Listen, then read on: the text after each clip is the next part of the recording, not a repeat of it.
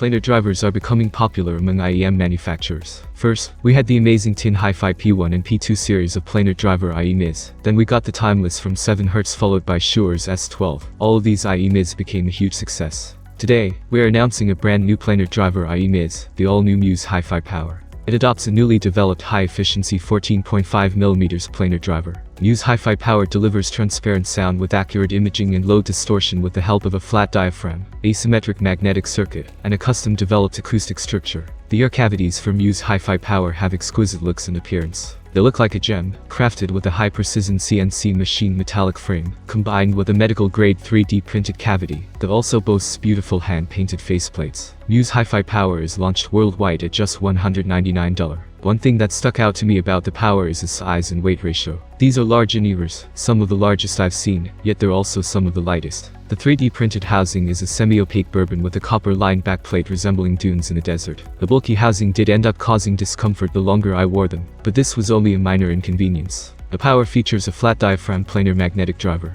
The resonance chambers are especially developed to minimize distortion. Muse HiFi has gone to great lengths to ensure the Power doesn't sacrifice clarity or impact. With the myriad of ear tips, you can further customize your listening experience to suit your preference. Muse HiFi Power packs a powerful performance all thanks to a large 14.5mm planar magnetic driver that features a flat diaphragm profile. The brand has specially developed the acoustic structure of the driver unit here, with a nanoscale diaphragm and an asymmetric magnetic structure, promising us a transparent sound tuning with ultra-low distortion. A true high-fidelity experience awaits us with the Muse HiFi Power. Muse HiFi has given an exotic treatment to the cavities of Power. They have a metallic frame enclosing premium-looking hand-painted face covers and a 3D printed medical-grade resin shell. Power has got a unique and beautiful appearance with an ergonomic lightweight shape. The pair simply fit perfectly without sacrificing anything on the sound quality front. Muse HiFi has specially developed the acoustic chamber for the driver. The placement of the driver is also done using these professional adjustments in order to achieve an authentic high-res experience. Muse HiFi has also adjusted the pressure management on the front cavity to ensure a pure experience for the users. Muse HiFi has cooperated with Hegear, a well-known 3D printing company from China. They have used a crystal process that spares the internal acoustic structure in the shell while developing the cavity.